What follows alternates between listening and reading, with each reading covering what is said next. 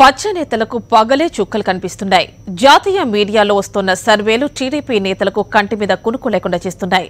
కళ్ల ముందు భవిష్యత్ కనపడుతుండటంతో తెలుగు తమ్ముళ్లు ఇప్పటి నుంచే టెన్షన్ కు గురవుతున్నారట. నవరత్నాలను కాపీ కొడుతూ కొత్త పేర్లతో ప్రజల కళ్లకు గంతలు కట్టాలన్న బాబు ప్రయత్నాలపై senior journalist KSR political comment.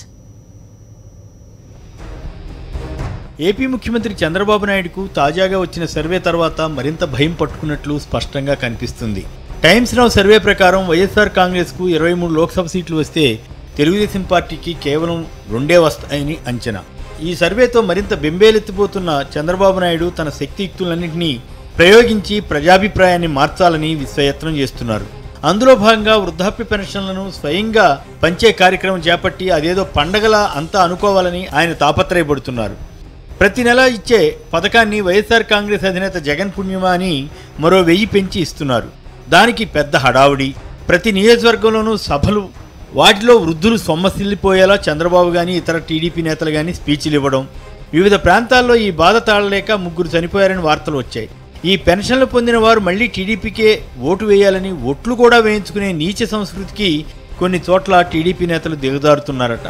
Senior నేత శత్రుచర్ల విజయరామరాజు టీడీపీలో చేరాక ఏదేదో మాట్లాడుతూ చివరికి నోట్లో పురుగుల వరకు వెళ్లారు. ఇవన్నీ ఏం సూచిస్తున్నాయి? చంద్రబాబు కానీ ఆయన పార్టీ నేతలు కానీ విపరీతంగా భయపడిపోతున్నారని అర్థం కావడం లేదు.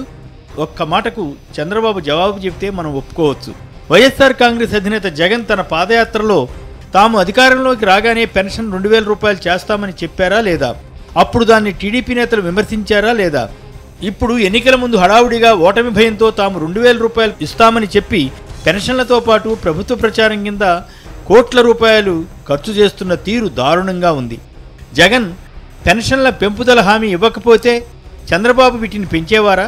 ఇప్పుడు తానే పెంచానని చెప్పినా ఆ తర్వాత వైఎస్ఆర్ కాంగ్రెస్ అధికారంలోకి వస్తే వారు కూడా కొనసాగించడమే కాకుండా మరికొంత పెంచుతామని కూడా చెబుతున్నారు. అప్పుడు పెన్షన్ పొందుతున్న వారు టీడీపీకి ఎందుకు ఓటు వేయాలి? నిజానికి చంద్రబాబు ఎన్నికల హామీలో చెప్పిన వాటిని సరిగా చేసి ఉంటే ఇప్పుడు ఆయనకు ఇన్ని సమస్యలు వచ్చేవి కావు. జన్మభూమి కమిటీల పేరుతో ప్రజాస్వామ్యాన్ని అపహాస్యం చేసి వాటి ద్వారానే పెన్షన్దారులు కూడా పెన్షన్ పొందాలని దిక్కుమాలిన షరతు పెట్టడం నేరమా కాదా? దేశంలో ప్రజాస్వామ్యం లేకుండా పోయిందని ప్రధాని మోడీని విమర్శిస్తూ కాంగ్రెస్ అధినేత రాహుల్ గాంధీ పక్కన కూర్చుంటే ప్రజాస్వామ్యవాది అయిపోతారా?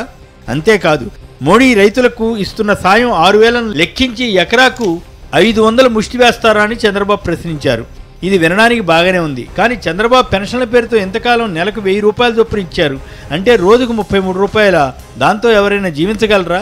చంద్రబాబు వేసింది ముష్టి అవుతుందా? మరి ఎవరైనా ఇలా ప్రశ్నిస్తే ఆయన ఏమి సమాధానం చెప్తారు? చంద్రబాబు కానీ టీడీపీ మీడియా కానీ తమాషాలు చేస్తున్నారు. మోడీ బొమ్మ వేసి ఎందాకా పందారు అని ప్రశ్నించిన ఒక టీడీపీ మీడియా మొదటి పేజీలో చంద్రబాబు పెన్షన్ల పంపిణీ పండగ్గా అభివర్ణించి పులకరించిపోయింది. మరి చంద్రబాబు సడన్గా డ్వాక్రా మహిళలకు పసుపు కుంకుమ పేరుతో 10,000 రూపాయలను పోస్ట్ డేటెడ్ చెక్కులుగా ఇస్తే మాత్రం అది గొప్ప విషయంగా ఆ మీడియాకు కనిపిస్తోంది. ఎదుటివారికి చెప్పేటందుకే నీతులన్న చందంగా తయారయ్యారు. ఏది ఏమైనా వృద్ధాప్య పెన్షన్ల పెంపుదల పేరుతో 3 రోజుల పాటు రాష్ట్రమంతా ప్రచారం చేసి ఎలాగలా వారినైనా ఆకట్టుకోవాలన్న చంద్రబాబు ప్రయత్నం సఫలమవుతుందా అంటే సందేహమే. ఎందుకంటే వైఎస్ఆర్ కాంగ్రెస్ గెలిస్తే జగన్ ముఖ్యమంత్రి అయితే ఆయన స్కీమును యథావిధిగా కొనసాగిస్తారు. అంతేకాక కొంత పెంచుతారు. అదే సమయంలో జన్మభూమి కమిటీల పీడ ఈ వృద్ధులకు లేకుండా పోతుంది. ప్రభుత్వ పథకాలు ప్రజల డబ్బుతో ఇచ్చేవే కనుక ఆ స్కీమ్ పొందడం ప్రజల హక్కు. అయితే ఓటును ఎవరైనా బలవంతంగా పలానా పార్టీకి వేయాలని చెబితే ఓట్లు వేయించే దిక్కుమాలిన చర్యలకు పాల్పడితే ఆ ఓట్లను ప్రజలు గట్టు మీద పెట్టి తమకు నచ్చిన వారికి ఓటు వేసుకోవచ్చు. ఏ నేత తమ ఇంటిలో నుంచి డబ్బు తీసుకొచ్చి ఇవ్వరు కనుక అలాంటి ఓట్లకు ప్రమాణాలకు విలువ ఉండదు. స్వేచ్ఛగా వారు ఓటు వేసుకోవచ్చు. అదే ప్రజాస్వామ్య విజయం కూడా. ఆంధ్ర సమాజాన్ని అమ్ముడుపోయే సరుగ్గా చేయాలని ప్రభుత్వ పెద్దలు ప్రయత్నిస్తున్నారు. ఆంధ్ర సమాజం ఆత్మగౌరవం కోసం నిలబడుతుందని, అమ్ముడుపోయే సరుకు కాదని రుజువు చేయాల్సిన పరిస్థితి ఇప్పుడు ఆసన్నమైంది.